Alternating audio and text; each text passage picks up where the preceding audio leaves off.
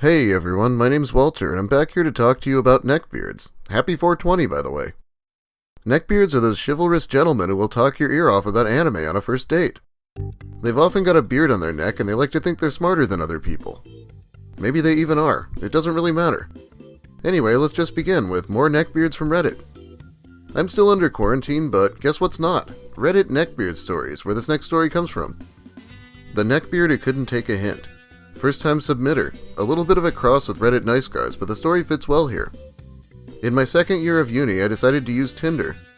I had browsed before, but never committed to it since it seemed like just a hookup app. Push comes to shove and I'm questioning if I want a relationship, so I just start using it seriously. I begin talking to a local guy. He's in the same uni, just in the year below, doing some sort of design course, and his photos are nice. In his photos, he's a little overweight, but so am I, so I didn't judge. His beard is groomed, his blonde hair styled, and he's proudly showing off some generic tribal tattoos. On talking, everything seems legit. The conversation we had on the app was so generic, I can only tell you it probably consisted of the same things most awkward intros include, alongside a few references to tattoos and whatever shows we were watching.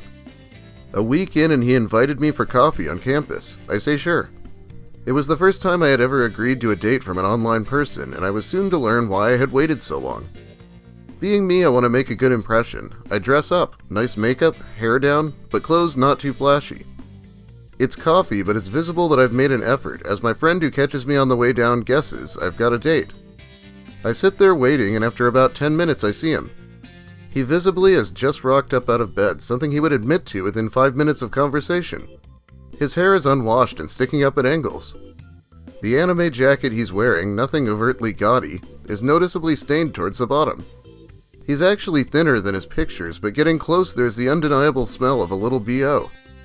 His beard, which was neatly trimmed in his photos, is currently a poorly groomed and overgrown mess that stretches down his neck. We sit down and I don't remember a lot of what he said. Again, the conversation is generic first date chatter until suddenly it isn't. Us talking about our travels abroad turns into him giving me a full 10-minute talk on his year abroad in Germany, where of course all the girls ignored him. He focuses in on one particular female friend who got drunk all the time and emphasizes how good a guy he was to look after her and not take advantage. He stresses how the girls saw him as one of them and didn't even look at him as a guy, as they were throwing themselves at German men. I control my face very well and try not to show the brewing realization behind my eyes. I'm sat at a table having coffee with a grown man who within 10 minutes of meeting me wants to unleash his quarry of woes about women. To all the guys out there, some advice. Definitely tell your date that women find you undesirable. I'm sure we can all see the merit in that. This topic goes on. I am unable to stop it for the sheer split in my soul between not wanting to rudely end a date with a man who may just be socially awkward and seeing all the red flags of a nice guy. Once the topic of his times in Germany are over, I have already decided there will be no second date. However, we continue on as it's only polite and he hadn't done anything to outright deserve being dropped. Then the conversation took another turn. He spends the next 20 to 30 minutes talking about different anime shows, never much cutting in to ask what I think. In the entire conversation, including the part about Germany, I barely managed to do anything but smile and nod or ask innocuous questions. At the time, I genuinely did not know how to react to the real-life situation of a strange adult sitting me down to bitch about women I didn't know over coffee.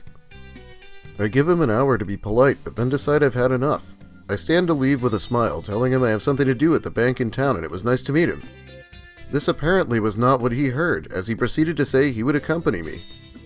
So he walked the entire 25 minutes with me to the bank and stood outside as I made a deposit.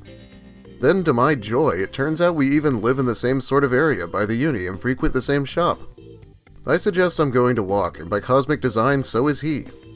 He suggests a route back that I already semi-know, and it's all main streets in broad daylight. This is another 20 to 25 minutes worth of walking. This date has magically doubled in length. Again, I don't remember the conversation. It was not interesting, but it was definitely of an anime bent. Something that I do enjoy, but after trying to shake this guy for what had probably been an hour, I was so unimpressed. It then slipped back into a mild bitching about the girls back in Germany, and the final straw was an offhanded comment comparing real girls to anime girls. I think I laughed. He walked past his own apartment to walk me to a local shop closer to my house. I told him I was stopping there so he wouldn't know where I lived. After everything, I literally patted him on the back and said goodbye. I was not going to even hug him after such an atrocious first date. Saw him at the shop a few months later, but was luckily with a male housemate who I think he mistook for my boyfriend. Didn't stop him following me around the aisles for 10 solid minutes. Online dating. Never again. This is definitely the kind of guy who'd complain about his ex if he had one, so I guess he must not have. This kind of behavior is the best of self-fulfilling prophecies. No one's going to want a second date with you if you spend the entire first date complaining. I can't say he didn't try focusing on something he liked, but I feel like anime might not be the best first date topic either at this point. Well anyway, let's read some posts from Reddit Just Neckbeard Things. This is for all the women out there, so share this. Boys call you slags and slut-shame you for being yourselves. They will make you feel like a dish rag or trophy. They'll use you and throw you away, or they'll show you off and grab your ass or tits to show their strength over you to other boys. They will always be childish and never grow up. Men will be there for you always, if they're dating you or just friends, and will protect you no matter what. They will compliment you and work hard just to make you happy and glad to be a woman. Men don't ask for much, just a smile or a hug once in a while. They listen to you and help you through tough times. They are your knights in shining armor, and always will be. So I ask you all this, be with a boy or a man? The author is in the comments here and informed us he is no longer a simp. Their words, not mine. Final assessment. All of you are dying with your cocks in exhaust outlets or similar misgivings. The kind of depth you're demanding from your partner is unrealistic and non-existent. You cannot expect that kind of depth and personality from females. They are barely persons even. I personally start all of my Facebook comments with final assessment. Is that not how humans talk? If you are a woman and you are being assaulted by your partner during quarantine, please remember that you had the opportunity to be with people like me who wouldn't assault you and decided you preferred assault. Please enjoy your decision. Guy's literal best trait is apparently that he won't assault you. What a rare quality in a man. Okay, another story. People were arguing over whether this is a neckbeard or not. I don't really care if it is because it sounds like something I'd cover either way. 40-year-old neckbeard hit on 14-year-old me. Okay, so I'm just assuming that the neckbeard in this story is 40 because he looked like he was. I'm not 100% sure. With that out of the way, let's get into this hellhole. I was at an RV convention with my parents and younger sister. I was 14 at the time and still in 8th grade. I was walking with my parents until I saw some display that I can't remember now. I think it was a campground model. I asked my mom if I could check it out and she said yes, so I headed over to it by myself. I was looking at this display when I felt eyes on me. I whipped my head around only to see a man behind me. He was tall, fat, had a greasy beard and a buzz cut. He looked down at me for a few seconds before he started to talk to me. This is our conversation. Neckbeard. Hi, how are you, miss? Me. I'm fine. Neckbeard, you look very pretty today. Me. Thanks, I'm 14. I said this to try to save this man from making a mistake. I was uncomfortable, but I was shy and didn't want to get anyone in trouble. What he said next, though, was the straw that broke the camel's back. This is word for word what he said to me. Neckbeard, well, those tits don't look 14. I immediately walked away, too scared to talk back at the man. I walked around trying to find my parents as quickly as I could. When I found them, I stood by them for the rest of the day. I never told them about this experience. I'm still not sure why. But this scared the living shit out of me. Yeah, let's argue with her. I don't really think you're 14, because I would know.